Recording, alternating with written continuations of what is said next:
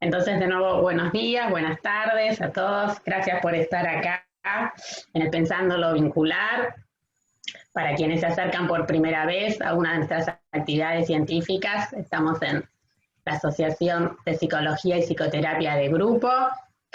Y les cuento que este espacio de 12 a 14, todos los viernes, hay actividades científicas en las que muchas veces presentan miembros de nuestra institución y muchas veces abrimos nuestro espacio a que nos visiten colegas de diferentes instituciones. En el día de hoy vamos a contar con la grata ponencia de un mix, digamos, una de nuestras colegas de adentro de nuestra institución, Patricia Ervin, va a compartir la disertación con Judith Reutenberg, que es de la Escuela de Psicoterapia para Graduados. Antes de presentarlas un poquito más profundamente a cada una de ellas, quería contarles a cada una de ustedes cómo es nuestra agenda del próximo mes, para invitarlas a las actividades que gusten hacerlo. El viernes próximo, el viernes 9 en este mismo horario, la actividad se llama Alianza entre Pares en los Colectivos Abiertos y va a estar a cargo de Susana Matus y Silvia Resniski. El viernes 23 vamos a contar con Leonardo Leison en una actividad que va a dar como nombre Cada cuerpo es con otros. Y después quería comentarles que tenemos dos próximas actividades. Una es el sábado 31 de octubre, que es nuestra mesa preencuentro de lo que será el encuentro latinoamericano y federal de vínculos y psicoanálisis, interrogantes y transformaciones de nuestras prácticas. El encuentro va a ser en el mes de mayo, pero el 31 de octubre, sábado por la mañana, los convocamos a una mesa de pensamiento y apertura, en donde vamos a contar con Mónica Cragnolini, filósofa de la UBA, investigadora del CONICET, cuya mesa es Metafísica, Manufacturera y Pandemia, el dominio del sujeto. Luego habrá un pequeño break, que será seguido por una mesa cuyo nombre es Los Vínculos Hoy, diálogo entre Elena Berflein, Diana Cordon y Daniel Weisbrot, coordinados por María Cristina Rojas, miembros de nuestra institución. Por último, quería contarles, para quienes quieran ir agendándolo, que el 7 de noviembre será la jornada anual de pareja. Bueno, basta de anuncios, vamos a nuestra actividad del día de hoy. Actividad basada en el psicoanálisis de niños y adolescentes, que hemos dado por llamar abordajes clínicos con niños y adolescentes en tiempos de pandemia.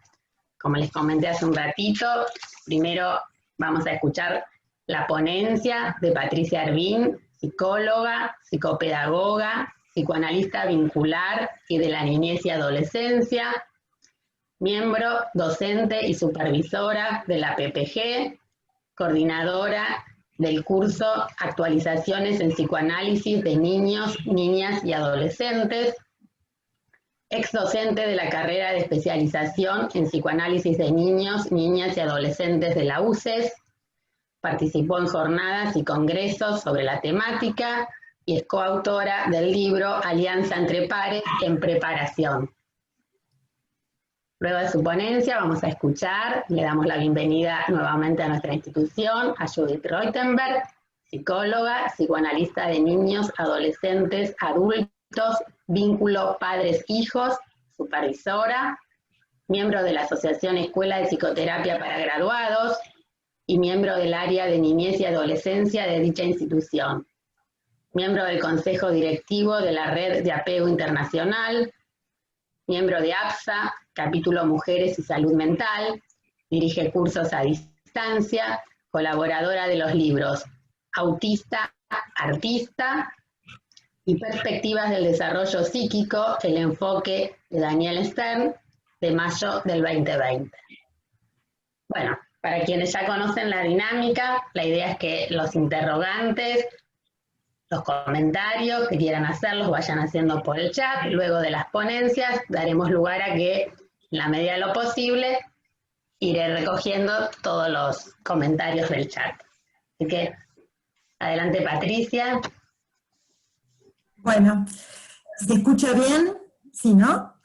Bueno, buenos días a todos y a todas. Quería en primer lugar agradecerte, Beatriz, la invitación a participar en este espacio y a través tuyo a todo el grupo de la organización del Pensando de lo Vincular.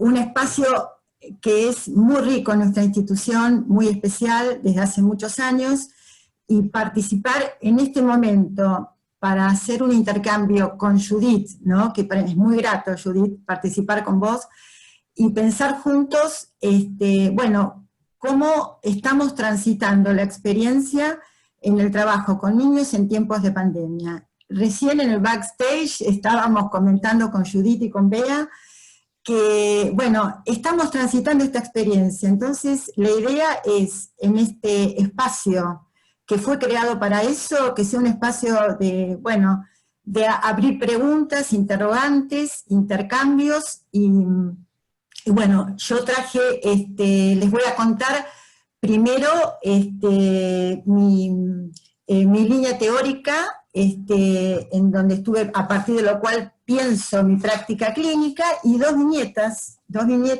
contándoles en qué estamos en este momento, con niños y adolescentes.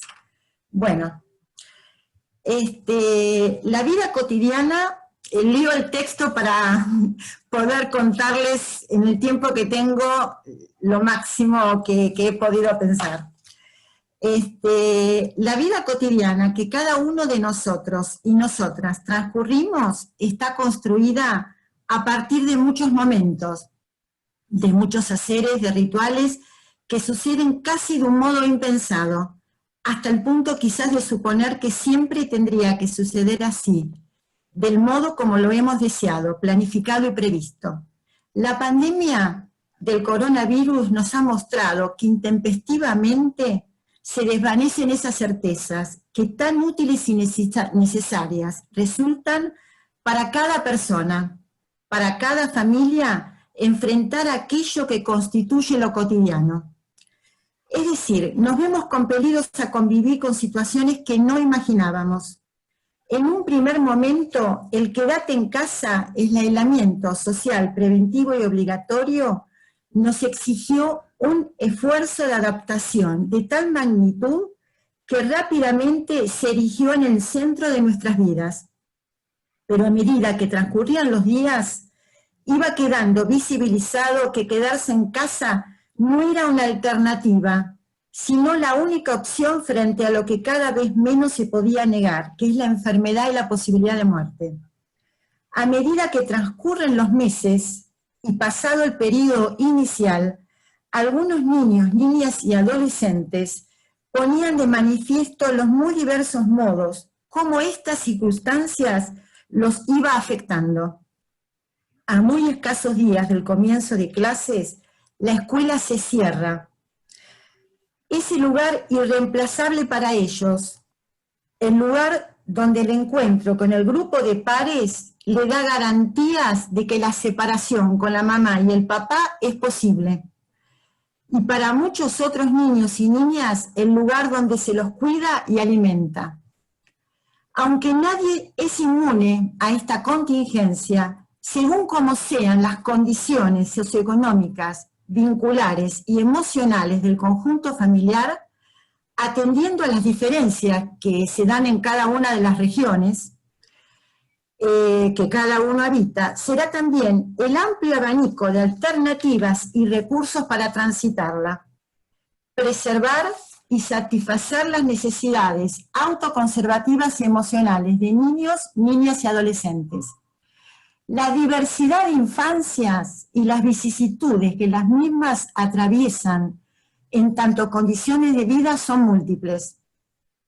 Hoy más que nunca, y desde hace mucho tiempo, creo esencial considerar la dimensión social y epocal como parte de la constitución subjetiva y vincular, en un entramado indisociable, no solo en los primeros momentos del armado psíquico de la subjetividad infantil, sino en lo que va aconteciendo a lo largo de su vida y en los recorridos de las vicisitudes familiares. ¿Qué nos aporta esta mirada? ¿Qué nos demandan hoy los niños y adolescentes y sus familias? ¿Cuáles son los requerimientos en esta particular situación de emergencia sanitaria? Dicho posicionamiento nos responsabiliza como psicoanalista de niños y niñas en la revisión de las condiciones de posibilidad de nuestra práctica. Estamos atravesando un momento en donde se hace necesario sostener interrogantes, plantear cuáles son los problemas sin intentar dar respuestas acabadas. Nos encontramos con muchos niños, niñas hiperexcitados, que expresan enojo, miedos, hartazgo y aburrimiento. Otros, la impulsividad se despliega en toda su potencia desorganizante. Adolescentes apáticos y aislados y padres angustiados, abatidos y desganados, sintiendo la amenaza que todo lo que parecía estable y proyectaron puede derrumbarse. Los niños y adolescentes ponen de manifiesto elocuentemente sus padecimientos, así como las diversas y singulares maneras que estos transitan por los hilos de la trama familiar y de sus otras pertenencias. El escenario de la vida diaria empieza a transcurrir dentro de casa.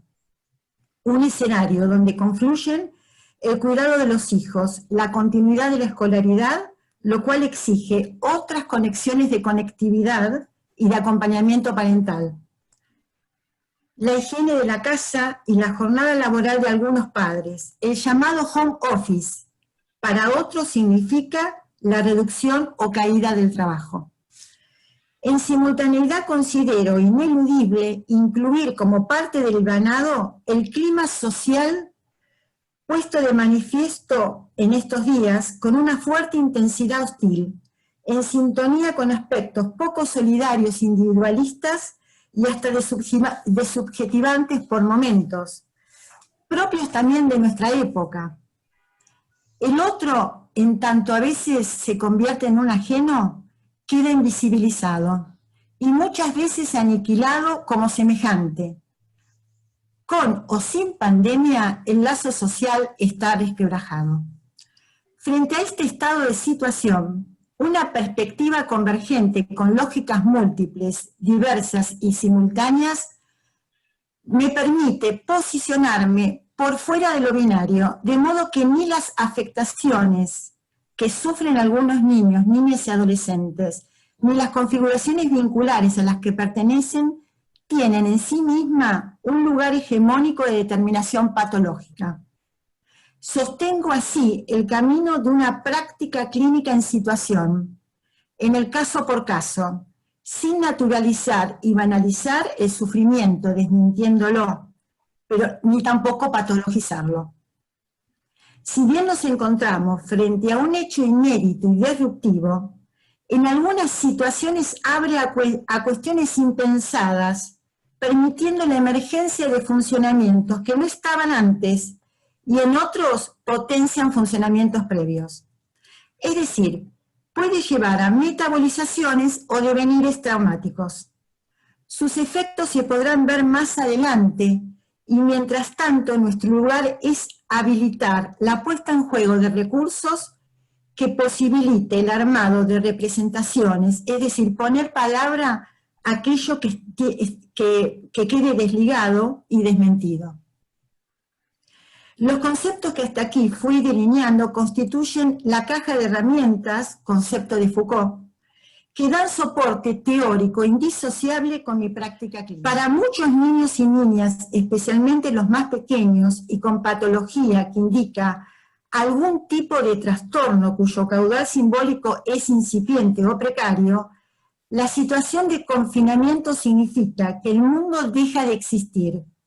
Cuando digo mundo, me refiero a las personas y lugares significativos que configuran sus otras pertenencias. Si bien el dispositivo virtual con niños es una herramienta eficaz frente a la emergencia, como toda herramienta presenta límites y no brinda respuesta a todo.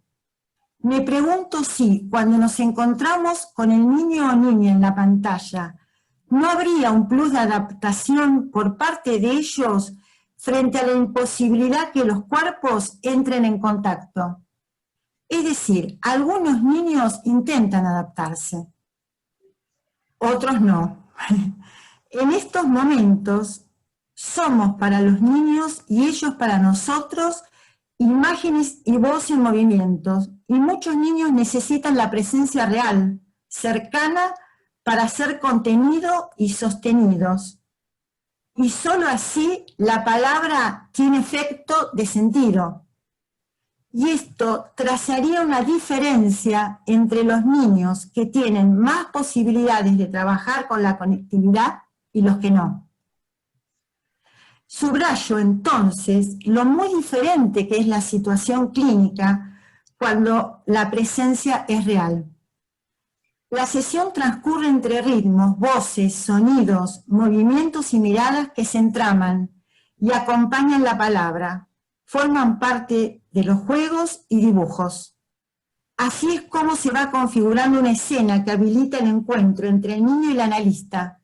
Y cuando la palabra no alcanza, el analista está ahí para tomarle la mano o sostenerlo fuerte. Y a la vez hay una cuestión que merece ser destacada en el trabajo online con los chicos. A través de las pantallas, nosotros irrumpimos en sus casas y en ocasiones las mismas quedan visibilizadas y los modos de circulación por algunos sectores. Relatos como este se escuchan frecuentemente en la clínica, una escena de padres en la que estar juntos dispara palabras y acciones que desestiman, reprochan y se expulsan uno al otro. Una cotidianidad que se transforma por momentos en tormentosa, donde el amparo y el sostén imprescindible en la crianza son difusos. En mi recorrido del trabajo con padres, fui observando que si bien el psicoanálisis siempre ha centralizado la mirada en los recorridos filiatorios, no se acota en ellos, sino también en lo que va sucediendo en el vínculo entre los padres. Hay algo de la construcción parental que es posible y es necesario hacerlo junto con el otro del vínculo, en términos de paridad. Se trata de ir armando nosotros como padres en el reconocimiento en el otro y en sí mismo. De modo que las acciones y significaciones que cada pareja parental dará a cada situación no solo está ligada a lo filiatorio, sino en lo que se produce entre ellos, a la construcción de sentidos, de acuerdos y desacuerdos, que siempre están en tensión, en sus diferentes matices. Los modos de regulaciones autoorganizadas que ponen en juego expresa el alto valor de lo actual, que siempre entramado con condiciones histórico-familiares abrirán a la posibilidad de construcción de marcas nuevas. En el transcurso de un proceso analítico, tenemos en cuenta no solo la trayectoria del vínculo parento-filial, indispensable, ¿no es cierto?, en la constitución del psiquismo de los niños, sino también en cuanto algo de la paridad entre los padres queda desligada del vínculo con los hijos, que es lo que queda de manifiesto en esta viñeta. Cuando la angustia, el dolor, la culpa va circulando, perdón, me salté una parte, perdón, y ya termino. De modo que las acciones y significaciones que cada pareja parental dará a cada situación no solo está ligada a lo filiatorio, sino a lo que se produce entre ellos en la construcción de sentidos, de acuerdos y desacuerdos. Los modos de regulaciones autoorganizadas que ponen en juego expresa el alto valor de lo actual, que siempre entramado con condiciones histórico-familiares abrirán a la construcción de marcas nuevas.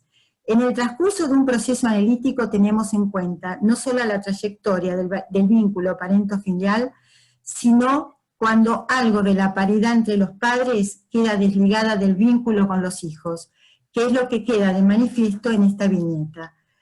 Cuando la angustia, el dolor, la culpa va circulando, constituyendo muchas veces fuente de sufrimiento En el trabajo clínico con niños y adolescentes acudimos a incluir esta otra herramienta disponible, que es el dispositivo parental. El analista se encuentra ahí para que juntos construyan nuevas significaciones, para que los padres puedan hacer de la trama parental un lugar común de pertenencia en donde se aloja lo posible y lo imposible, lo armónico y lo discordante.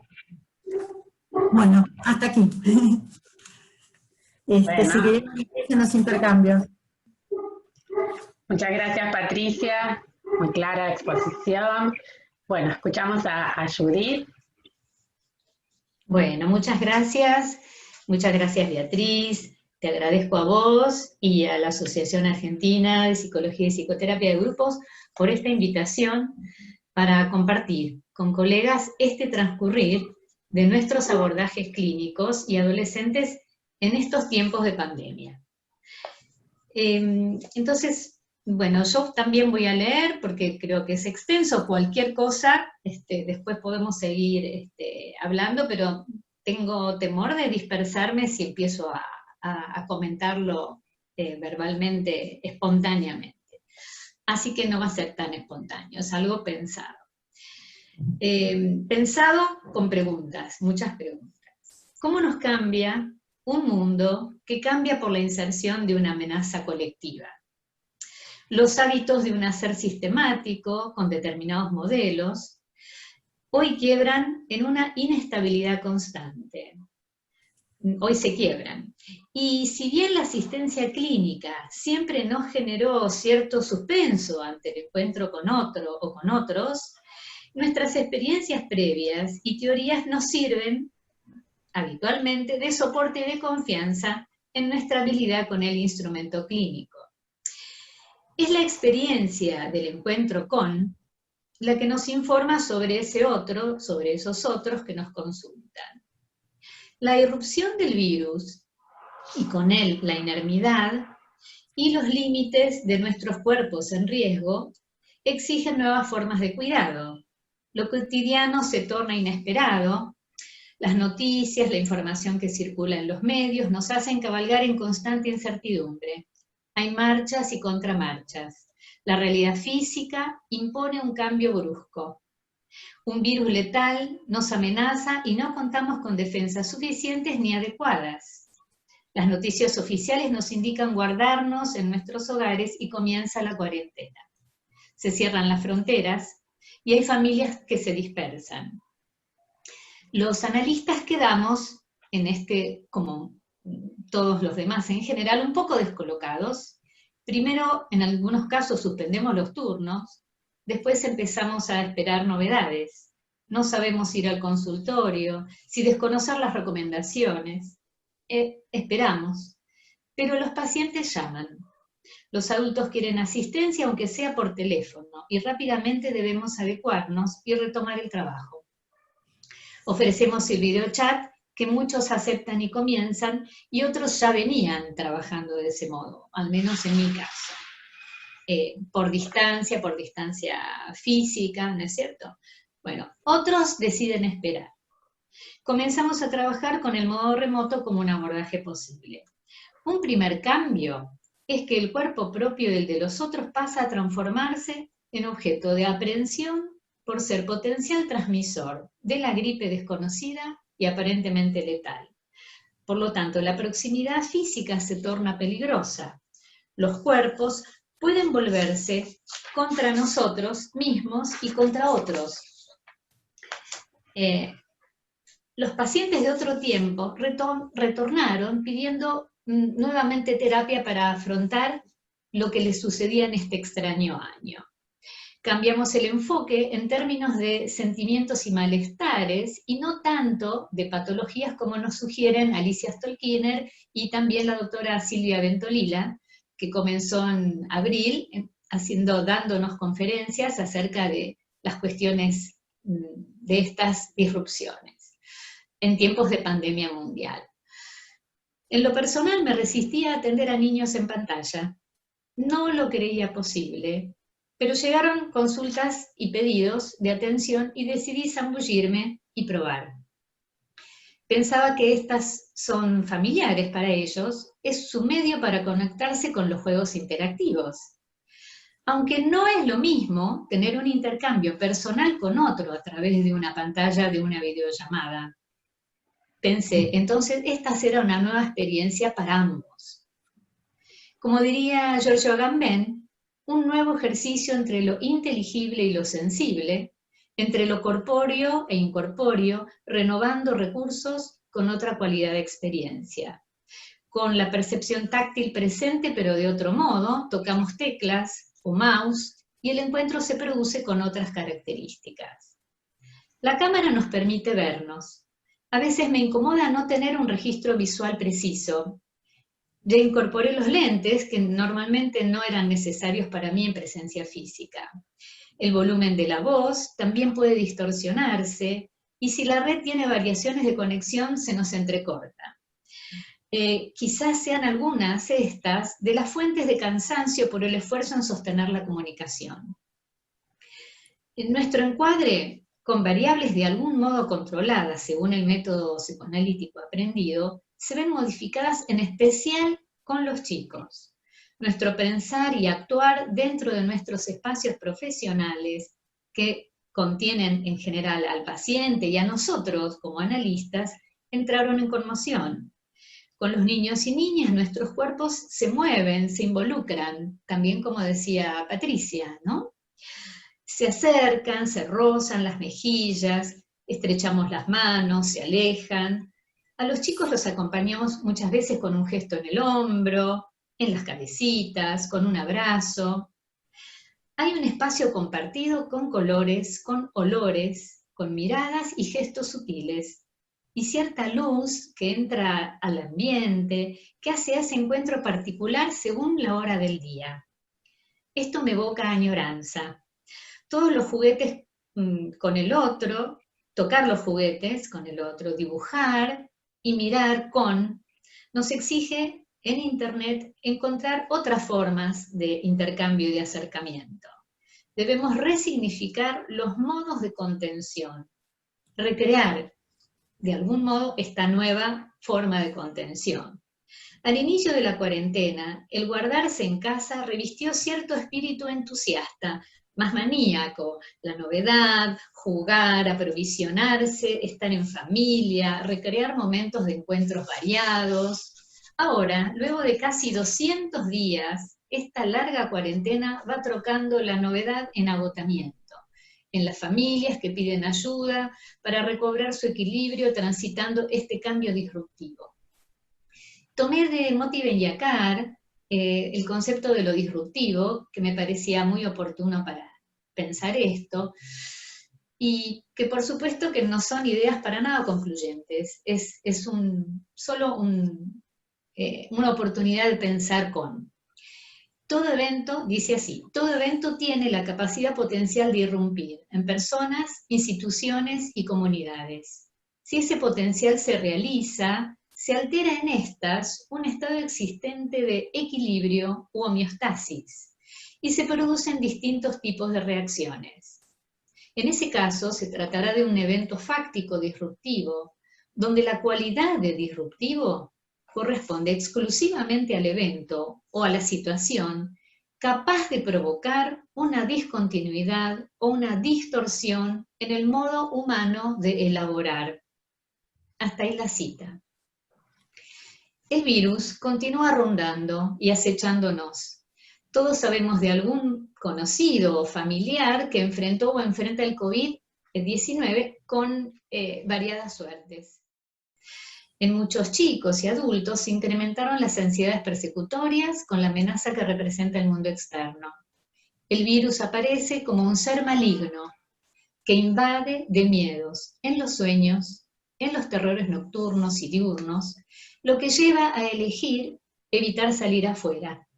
Los recreos escolares ausentes en el presente son como el oasis perdido de la escuela añorada, la que dejó, donde hay barullo de voces excitadas de chicas y chicos conocidos, risas, gritos, silbidos, al decir de Agamben, un pandemonium, un bullicio endiablado, donde el juego representa la esencia temporalizante de ese niño, del ser viviente, lo dice él, y yo planteo del niño, ¿no? Viviente, que en estos momentos está ausente para todos los chicos.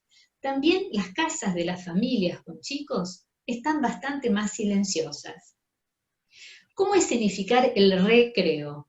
El recrear en los Zoom de la escuela. El presente parece ralentado y agobiante. ¿El futuro llegará como rescate? En el presente solo hay que contenerse y aguantarse. Las ausencias, las ganas de... En este momento del año, el sistema virtual, además, parece llevarnos al agotamiento. Y nos incluyo, digamos. El uso de la tecnología en chicos nos viene teniendo preocupados prepandemia por las propuestas adictivas, por la extimidad que promueve, como recordando a Paula Sibilia, la antropóloga e investigadora que escribió sobre las redes sociales como emblema de la transformación de la intimidad en extimidad. En los mundos virtuales, además, la finitud y la muerte son ficcionales.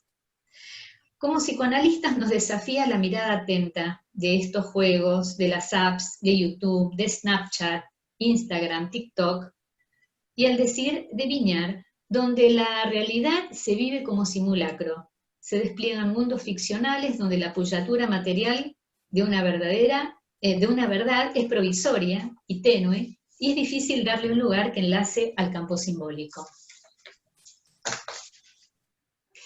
En las sesiones buscamos que el encuentro en red, sea una herramienta para una experiencia nutritiva con niños o con quienes demanden.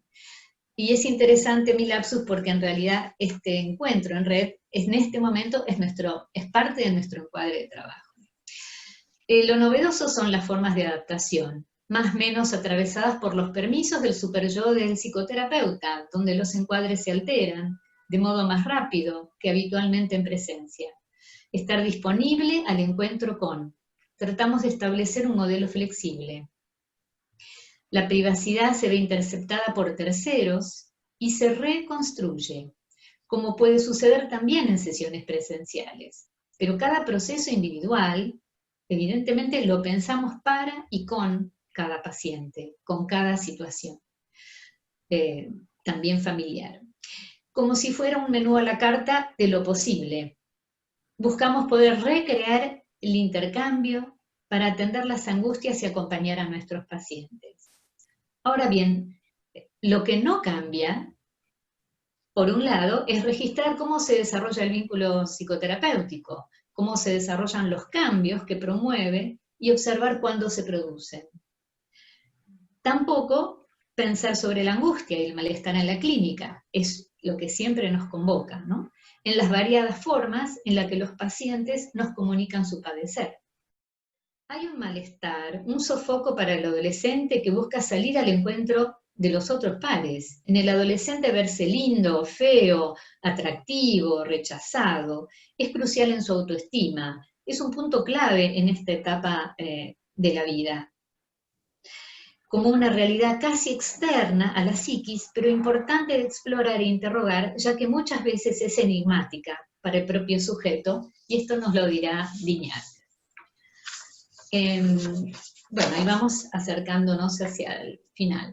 En la comunicación con los y las adolescentes cambian los códigos, las coordenadas, y para manejarse con ellos también tenemos que renovarnos. En psicoterapia, la presencia de un otro significativo es un ingrediente indispensable para la salud mental. Un otro significativo que escuche, que dé soporte al padecer, que reubique la identidad. Es un sostén indispensable para proveer la reparación en la ausencia de trama psíquica organizadora y tranquilizadora, que permita crear enlaces significantes para el sujeto. Un presente incierto, traumático, enfrentar una pérdida irreparable, pérdidas de los proyectos personales, de los encuentros familiares. ¿Cómo podemos instaurar de algún modo un futuro con alguna categoría que por ahora es, categoría temporal que por ahora es incierta? Demarca una sensación de incertidumbre que socava la ilusión de certeza. Esta certeza genera cuadros de tristeza, malestares psíquicos, alteraciones del sueño, como decíamos, insomnios, mal dormir, ansiedades persecutorias con el afuera. También alteraciones del tiempo para diferenciar los días de la semana, del mes. Encontrar espacios personales en el hogar. Debemos ayudar a reconstituir nuevas representaciones. Para nosotros, los profesionales de la salud, es un periodo muy activo, ya que mientras estamos inmersos en los acontecimientos, debemos apelar a nuestra creatividad para enfrentar esta nueva realidad que ha venido a instalarse entre nosotros, y ya no como un acontecimiento efímero, sino como una realidad plena de derecho en todas las culturas y situaciones socioeconómicas y atravesando a todas las poblaciones. Stolkiner habla de asimilar la situación, acomodarse y transformarla, recuperar energía creativamente para darle un uso personal. Estos movimientos son diferentes en cada etapa vital, en cada circunstancia familiar que transitan en la actualidad. También atiendo a niños con diagnósticos presuntivos de autismo y a sus padres. Y observo que las entrevistas en video de algún modo van dando cierto resultado. En la continuidad también conviviente, sin separaciones de largas horas de sus padres de sus hijos, sin la plurivariedad de propuestas terapéuticas, interrumpidas ahora por la cuarentena, han mejorado oportunidades de intercambio, de pensarse juntos y de pensarnos juntos, y los chicos van avanzando. Continuamos recreando oportunidades para que afronten sus dificultades y puedan crear puentes de comunicación más fluidos. Bueno, espero haber estimulado a generar algunas preguntas para continuar pensando con ustedes. Muchas gracias. Muchas gracias a vos, Judith. Muchas gracias a que estemos participando de un encuentro en que dos analistas se muestran en proceso también de aprendizaje, en procesos de pregunta, compartiendo sus viñetas, sus marcos teóricos, pero sobre todo me parece como importante rescatar cómo van rearmándose frente a cada uno de los casos con nuevas estrategias y herramientas. Hay saludos desde el comienzo, hay saludos, por supuesto, desde Buenos Aires, y siempre los de afuera, digamos, ganan espacio en este sentido, así que tenemos saludos desde Neuquén, desde México, desde Uruguay. Gracias a tantas colegas por estar presentes. Y bueno, ahí hay unos primeros comentarios, algunos más ligados a las viñetas, que a lo mejor a ustedes les hacen también como puente para poder abstraerse de la viñeta y volver con los conceptos. Yo voy a intentar ir levantando algunos de los comentarios y ustedes van ampliándolos. Preguntan a partir de las viñetas de Patricia, digamos, cómo pensar la parentalidad como exceso en casos de padres separados. Un poquito, digamos, alrededor del tema de que el dolor de la pareja que no pudo ser, ¿no? Si esto trae como algunas puntualizaciones particulares. Aparece también subrayado el desborde de los adultos, que si bien las consultas son por niños, son los adultos los que también necesitan ser contenidos, y entonces a lo mejor esto da pie para que ustedes cada una desde su lugar nos cuenten cómo diferencian, cómo incluyen esto que no está en la consulta inicial, pero que es lo que ustedes van observando, registrando, escuchando. Alguna colega comenta que al decir de la palabra recreo de la escuela, los niños también recrean virtualmente algo de ese recreo y que después de las clases con Zoom se quedan jugando, y da ejemplos de, por ejemplo, al Tutti Frutti, digamos. Y también preguntan, y yo ampliaría como esta pregunta, que dice, ¿cómo encuadrar la inclusión del títere en contextos virtuales? Yo se las ampliaría para que ambas puedan por ahí jugar con la pregunta de cómo incluir ciertas herramientas lúdicas. Me parece que hay mucho interés por saber en lo concreto del cómo, ¿no? ¿Cómo es que se hace? ¿Cómo es que se juega? ¿no? Si por ahí nos pueden contar un poco más. Bueno, en principio ya hicimos una primera ronda de comentarios, las escuchamos, no sé quién de las dos quiere tomar primero la palabra. Yo creo que Patricia, por el orden, ¿no? No, bueno. Por el orden de aparición. Bueno, interesantes las preguntas. Bueno, me pareció muy interesante el tema de cómo se juega el tema de la parentalidad en padres separados. Supongo que, bueno, esto va mucho más allá, es un tema que a mí me interesa un montón, y les quiero contar un poco cómo lo trabajo, porque va mucho más allá de la situación de pandemia. Y en esta situación, por supuesto que también se hacen imprescindibles para mí el trabajo con los papás, además con los chicos, ¿no? Porque a los papás yo creo que necesitan mucho apuntalamiento, sostén, y poder pensar, ¿no?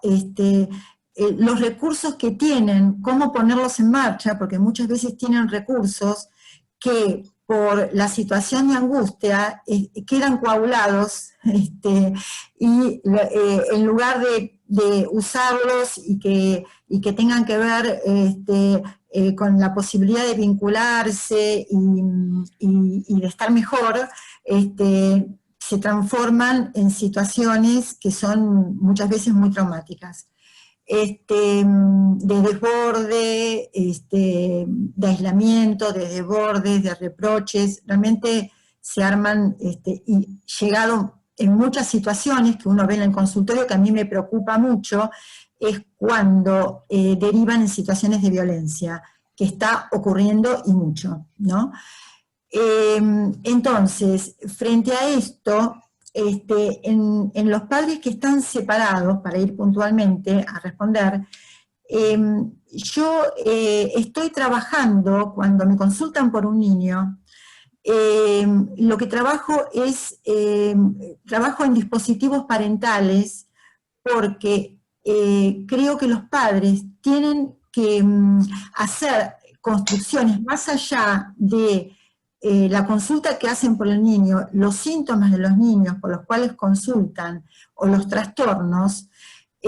Como no lo pienso realmente solamente perteneciente al niño, sino que lo entramos en los funcionamientos parentales, entonces en los dispositivos, en las formas de abordaje, también tengo en cuenta no solo los dispositivos individuales para los chicos cuando es necesario, sino el trabajo con los padres, que me parece que dar lugar, pero no de la manera que tradicionalmente, porque siempre los psicoanalistas de niños trabajamos con padres, desde siempre, por la vinculación obvia que hay entre padres e hijos, ¿no es cierto?, constitutiva, pero cuando me refiero al trabajo con padres, me refiero a darles un lugar, a proveerles un lugar, un espacio terapéutico destinado a trabajar la construcción de la parentalidad, porque muchas veces los psicoanalistas damos por sentado que los padres,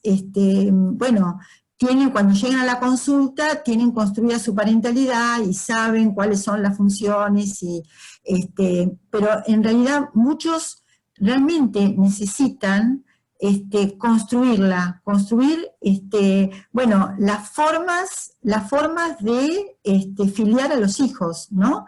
En el caso de los padres separados, el tema tiene que ver con que ellos siguen siendo pareja parental, van a compartir como pareja parental toda la vida.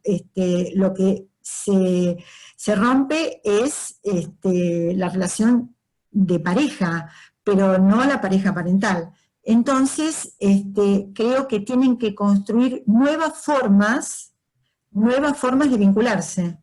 Y eso muchas veces los dispositivos vinculares con padres son privilegiados, porque a veces se crean batallas campales entre los padres, Y hay un concepto que estuvimos trabajando, voy a hacerlo cortito para no ocupar mucho tiempo, con un grupo de colegas que estamos trabajando el tema de la parentalidad, de la paridad, que es la alianza entre pares.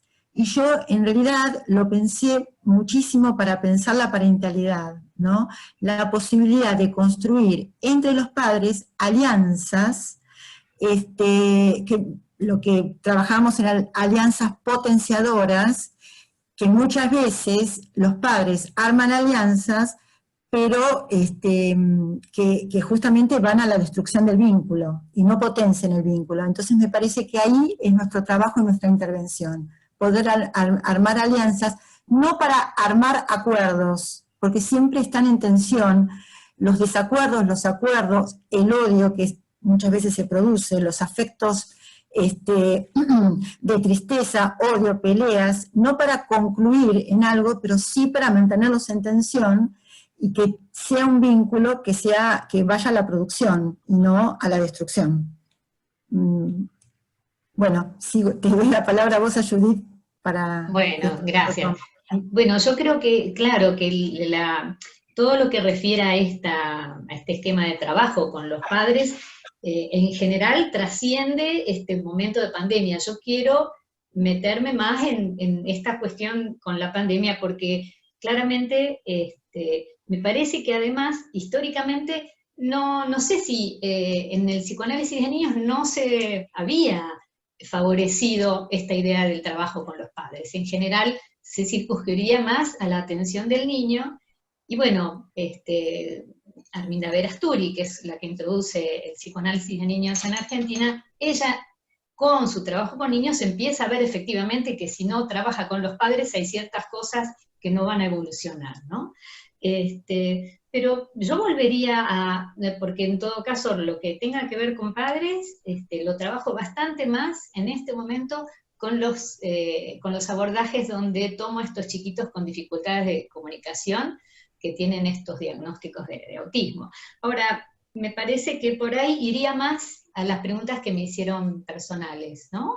De recreos y títeres.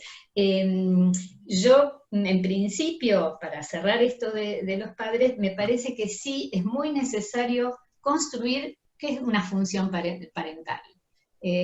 La mayoría de los padres que nos consultan en general, y yo lo voy viendo a lo largo de los últimos años, no tienen mucha idea de qué se trata esto. Quizá en algunos casos hay madres que sí lo tienen bastante más, por lo menos, pensado o sentido o conectado de alguna manera, y hay muchos papaces que de verdad llegan a posteriori a intentar, o aparecen, pero como de modo disruptivo, ¿no? Con la pareja, ¿no? Esto de las tensiones que se plantean. Así que esto es largo para trabajar y me parece interesantísimo, a mí me gusta muchísimo. Yo he trabajado en algunos materiales con padres aparte, y que el niño lo habrá atendido por ahí por otro colega. Pero bueno, respecto a estas consultas de padres que están planteando y de contener a los adultos, lo que me está pasando en este periodo en especial, yo ya venía trabajando con algunos chicos con sus papaces, y digo papaces porque esto me recuerda mucho a Marilu Pelonto, como ella hablaba de las mamaces y los papaces. Y me parece que hay mucha angustia y se detonan las angustias y hay mucha desesperación, con lo cual yo lo que estoy haciendo ahora en estos casos es dividir la sesión, que estamos trabajando en este momento a distancia, y les propongo a los padres un rato estar con ellos, y que después, digamos, por ahí media sesión trabajar con ellos, y después incluir al hijo o a la hijita, que igual están de algún modo dando vueltas, y cuando yo trabajo con ellos, también tengo en cuenta que cuando les hablo, este hijo escucha, y está ahí como sujeto participante, o por lo menos entiende, y también les hago hacer pensar a los padres que este chico no se está escuchando y los está escuchando a ellos, porque muchas veces los padres solo pueden hablar en tercera persona de este niño como si no estuviera presente cuando este niño está dando vuelta alrededor. Pero sí me parece que para ellos es central poder saber que están enfocados. ¿Querés decir algo, Patricia? Sí. Mira, estaba pensando algo de lo que vos estabas diciendo y quería agregar que en realidad el dispositivo online no es un traslado del consultorio al trabajo en la casa con el chico. No es un traslado. No. Es un nuevo dispositivo y como tal tiene su especificidad, ¿no es cierto? Y que no va a abarcar todo. Entonces, esto me hizo pensar algo que decía Judith, que es muy importante, que tiene que ver con el hecho de que uno en este dispositivo va a crear, como es nuevo, se va a crear de acuerdo a la situación. Entonces es un dispositivo totalmente distinto. Entonces, digo esto porque hay algo que dijo Judith que me hizo pensar, que se habla mucho, yo recojo los comentarios, ¿no es cierto?, que fuimos teniendo con los colegas desde el principio, porque coincido con Judith que es nuevo, yo tampoco trabajaba en dispositivos con niños online, y entonces se habló mucho del tema de la privacidad, si hay o no privacidad.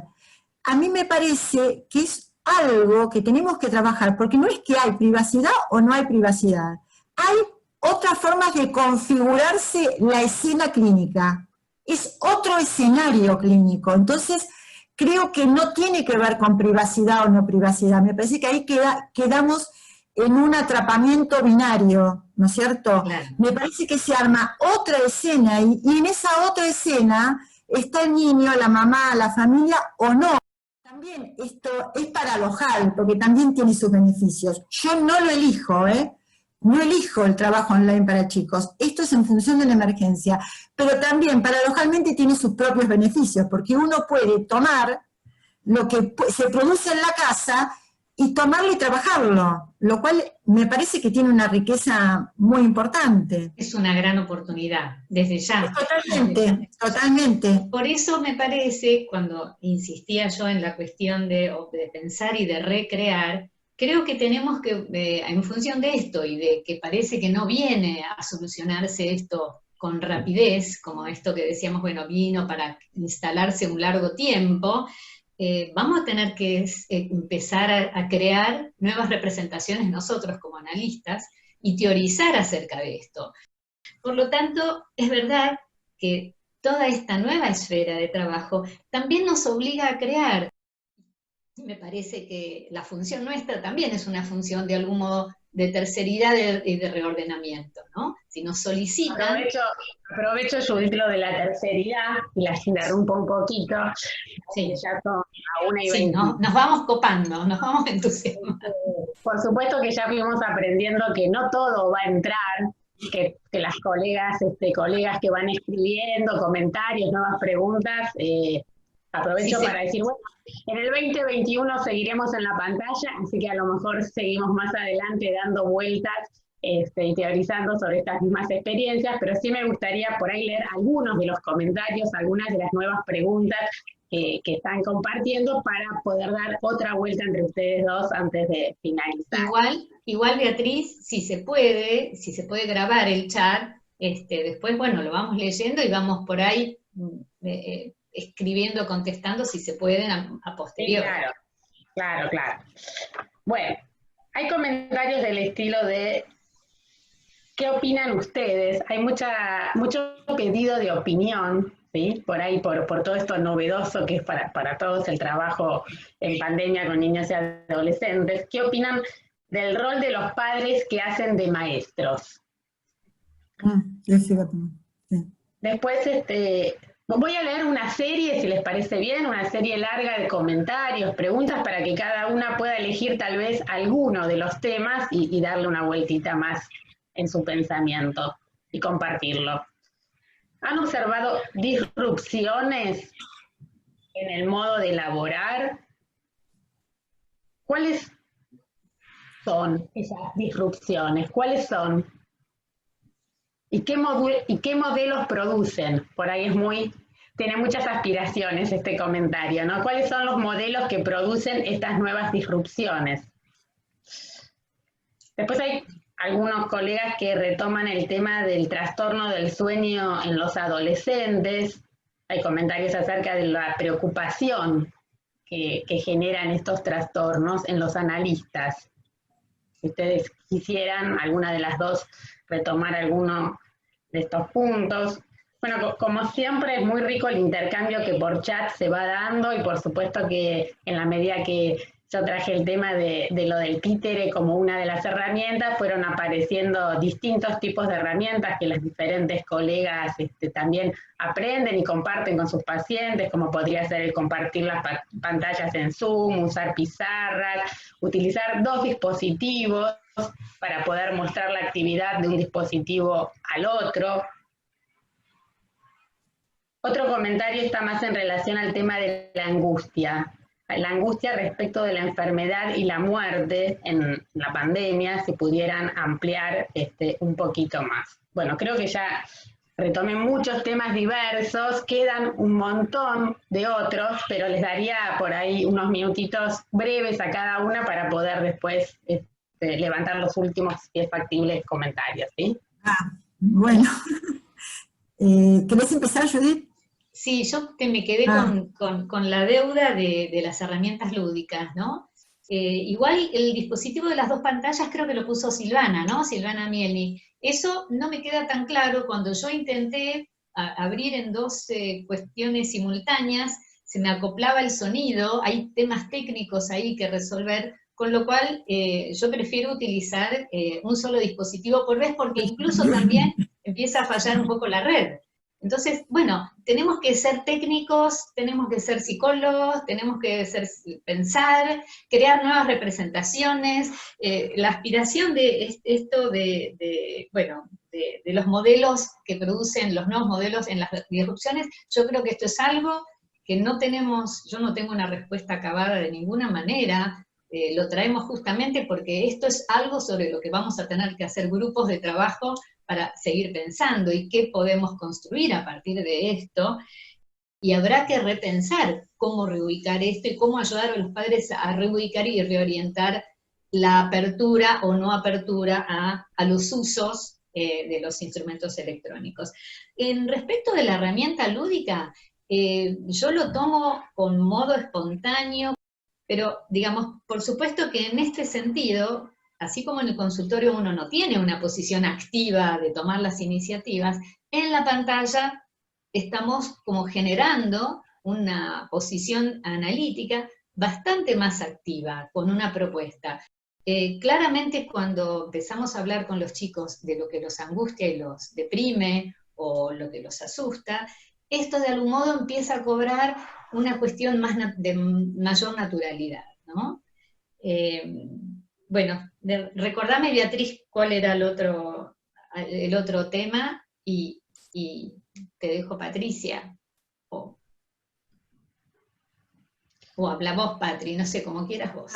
Bueno, digo algún comentario que me parece muy interesante, que es el lugar de los padres y los maestros en esta situación, ¿no?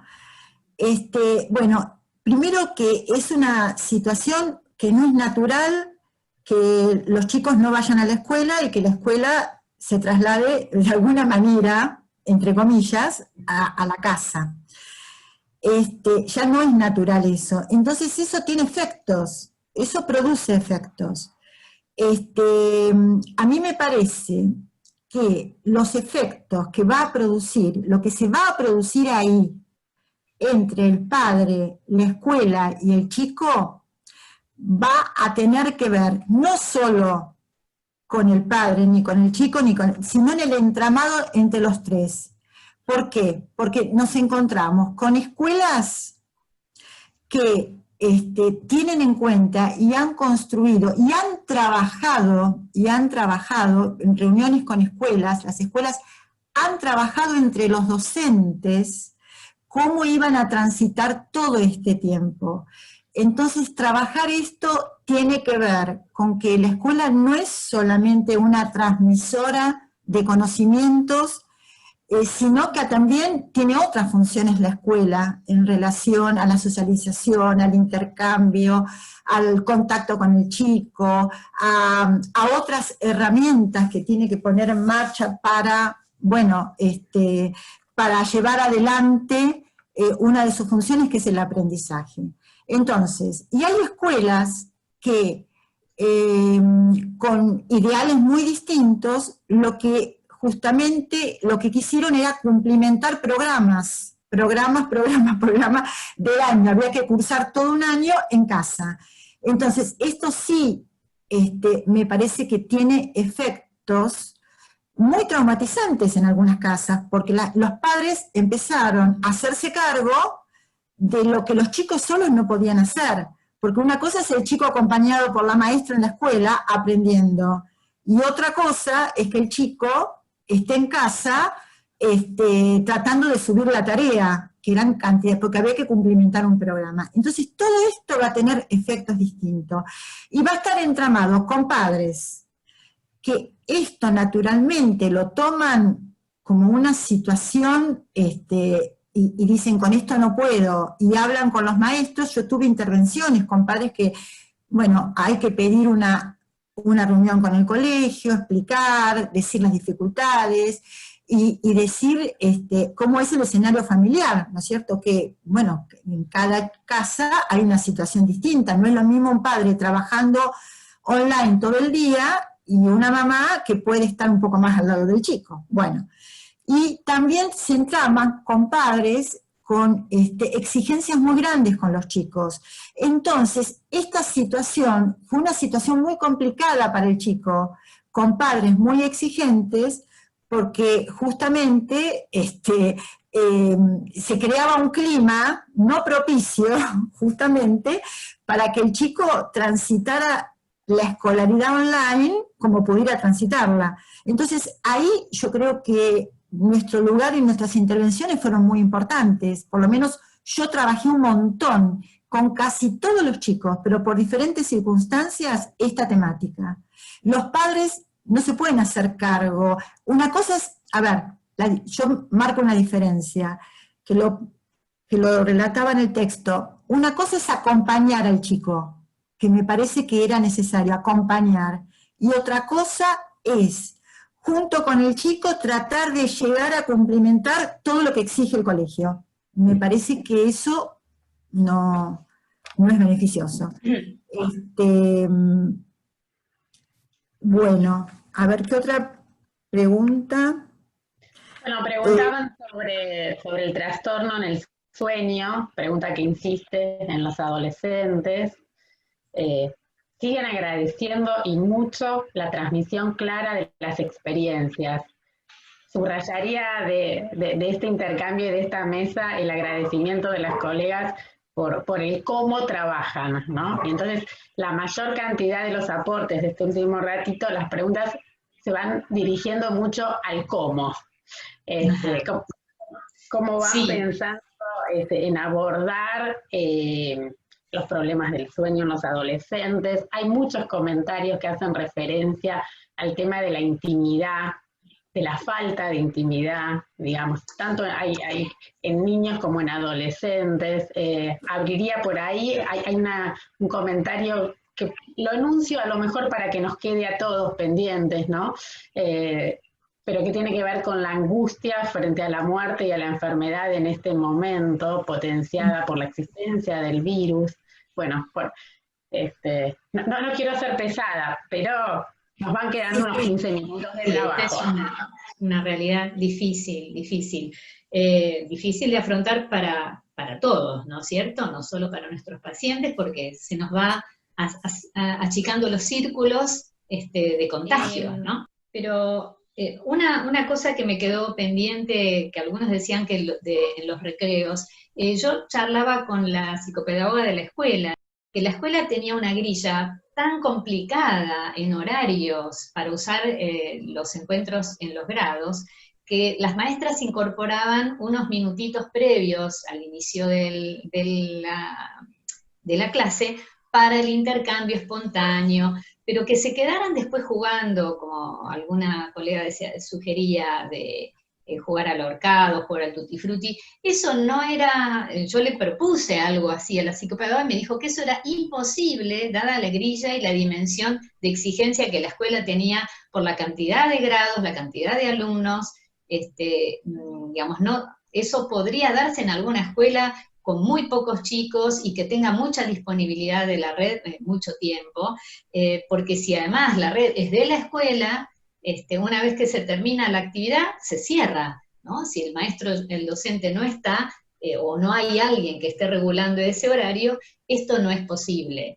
Entonces, de vuelta, ¿no? Me parece que es interesante esto que Patricia decía, y lo retomo, que la realidad que estamos viviendo también con las escuelas es inédita para esta experiencia. Nosotros sabemos que históricamente hubo pandemias, que no sé si hubo mundiales, pero para nosotros es realmente nuevo. Para la escuela fue absolutamente descolocador, y cuando hablo con esta psicopedagoga me decía que ellos estallan de cantidades, cuestiones y dificultades que van surgiendo y que las van resolviendo en la marcha.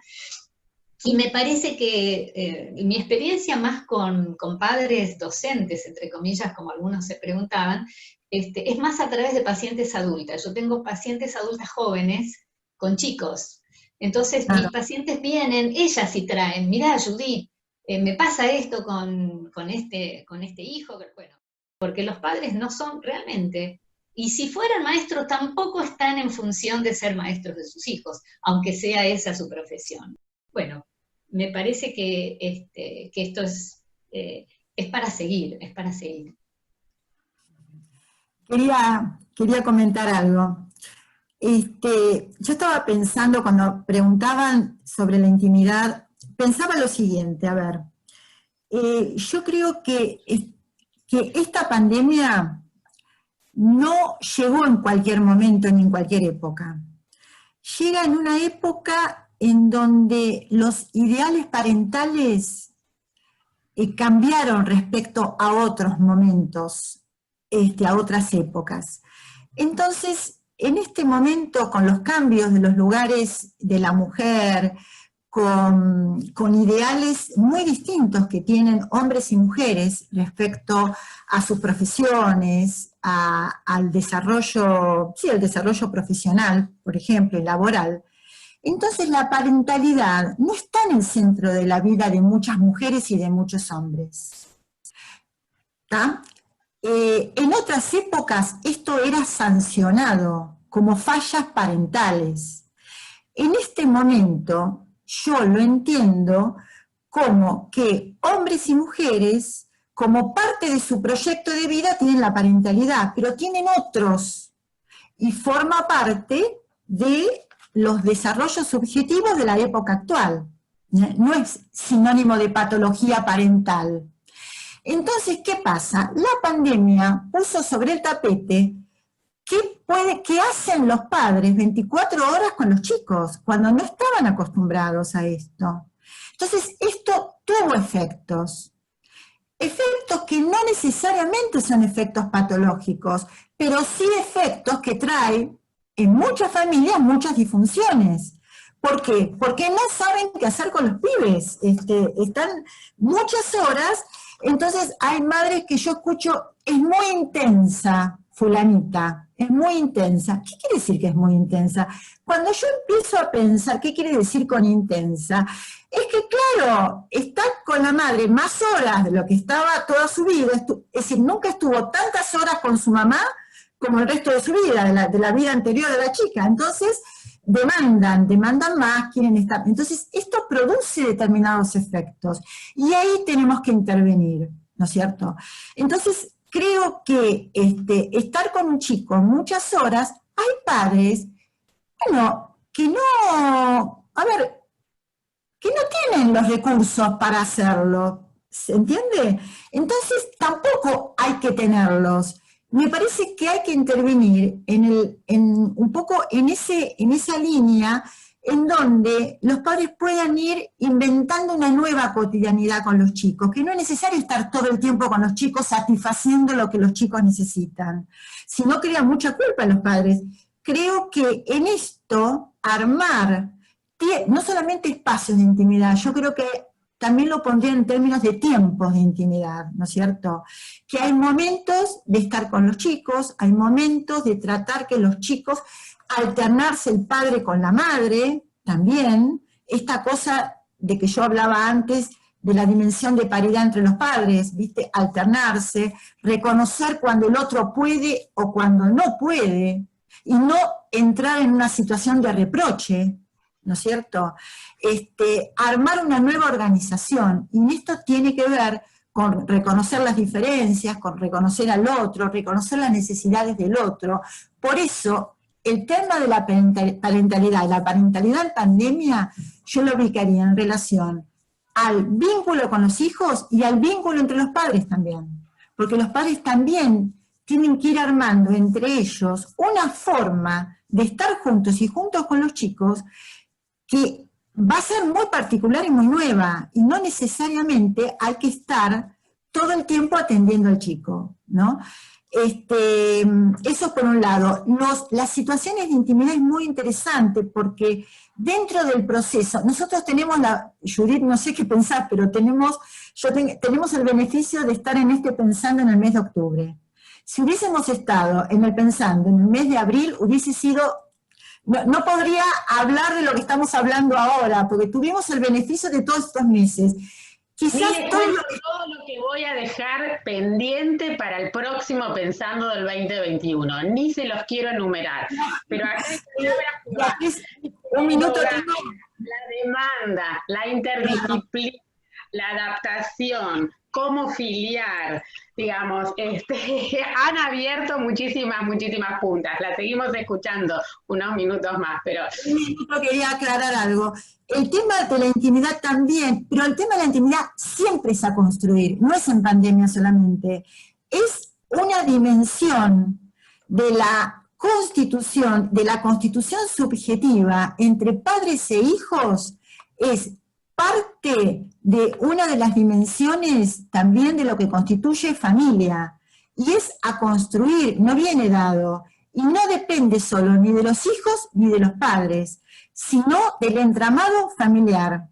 Entonces, esto siempre es a construir. La pandemia lo puso en uno de los primeros planos porque tuvo efectos en la intimidad, en la falta de intimidad, en las fallas en la construcción de la intimidad, es decir, puso foco en qué hacemos con la intimidad. Pero esto es una dimensión a construir, porque esto hace a la constitución del psiquismo de un niño y del funcionamiento familiar, en tanto que también contribuye a la posibilidad de que un chico sea autónomo y pueda sentir la construcción, pueda poder acceder a la construcción de lo propio y de lo no compartido con el padre y la madre. Y a la vez poder reconocer que el padre y la madre tienen tiempos y espacios propios no compartidos con el chico. Esto hace a las relaciones que tanto en nuestra institución, hace muchas décadas que venimos trabajando, los que trabajamos con familias y familias con niños, que forma parte de las dimensiones de la constitución familiar, las relaciones de paridad entre los padres o relaciones horizontales, simétricas, y poder sostener la diferencia entre el lugar del hijo y el lugar del padre. Una de las dimensiones a construir es la intimidad.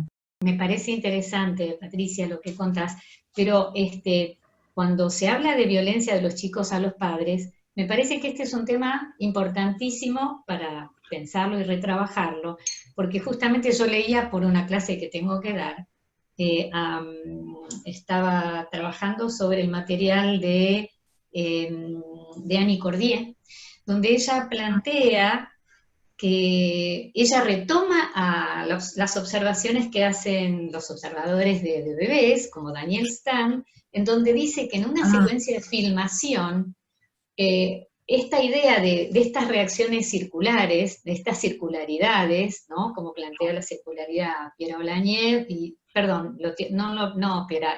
Annie Cordier, habla, citando a Lacan, habla de la circularidad, como si fueran un sistema de acción-reacción, que no se sabe quién lo inicia, pero en las observaciones de lactantes, en estas observaciones que hacen del bebé, se ve como microsegundos antes es la madre la que toma una iniciativa, ¿no? Y se empieza a dar una escalonada. Con lo cual me parece que sería interesantísimo que esas situaciones pudieran ser como, o imaginariamente para nosotros, videadas, pensadas, para ver cómo se construyen estos lazos de violencia.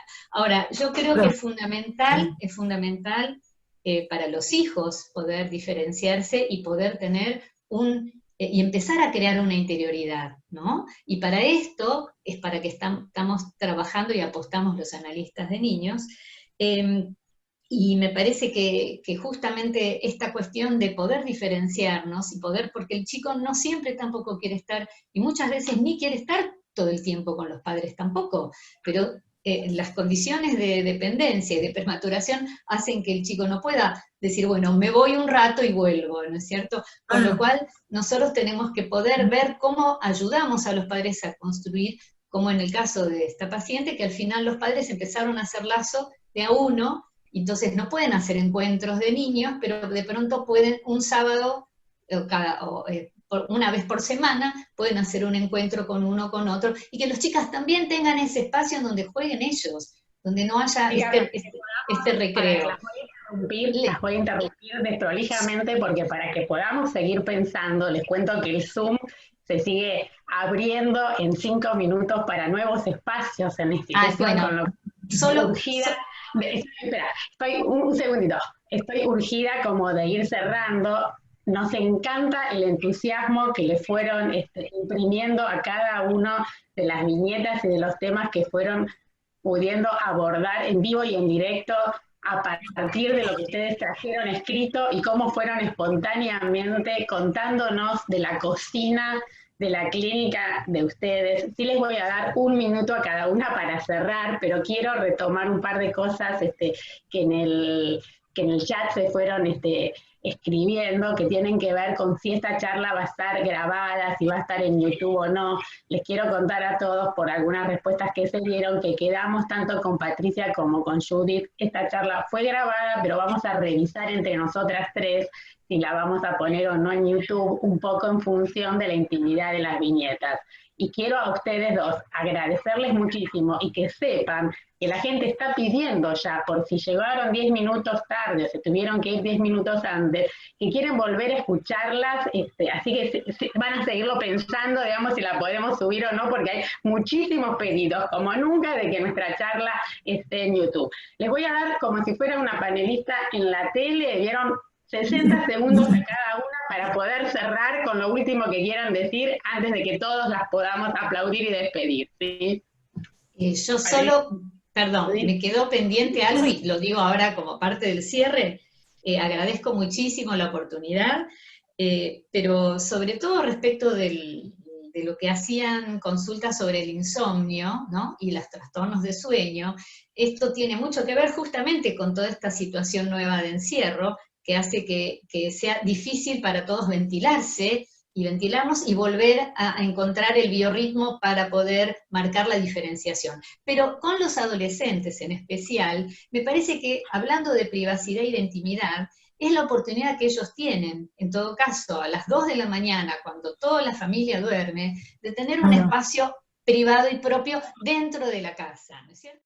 Con lo cual, fíjense que para estos chicos el tema es un lío, porque después por ahí se levantan a las 2 de la tarde, pero me parece que es central esto de que ellos de algún modo tienen que inventarse un espacio, o los padres o las madres que se encierran en un baño para que nadie los moleste y poder hablar tranquilos. Bueno, muchísimas gracias, me parece que esto es un comienzo, la verdad que, y sigue siendo, ¿no? Porque por ahí hablamos en pasado de lo que hicimos, pero en realidad seguimos haciendo y vamos a seguir haciendo, porque esto hay que ir recreando cada vez en el presente, en el pasado y por lo menos en el futuro próximo, ¿no es cierto? De seguir generando posibilidades de pensar y de apertura, ¿no?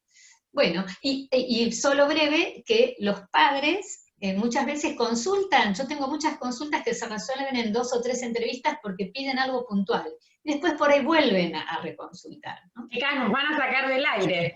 Patri. Adiós, gracias. Breve.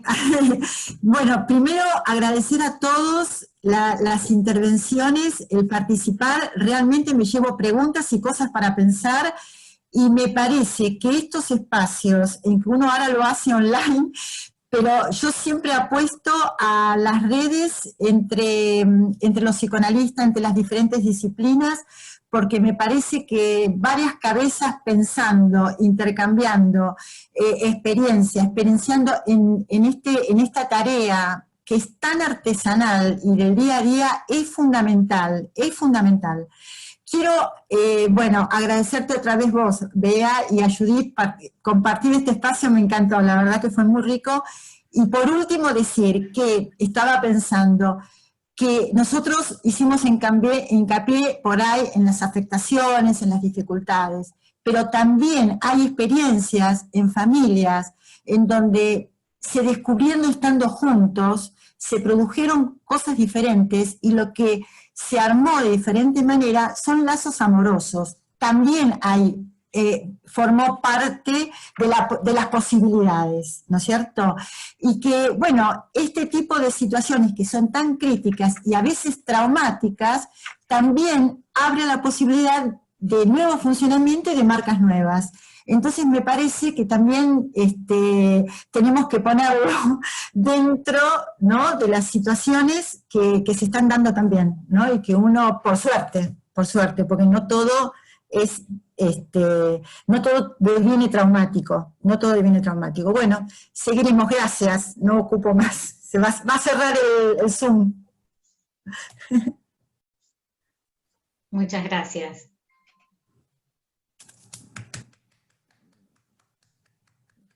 Sí.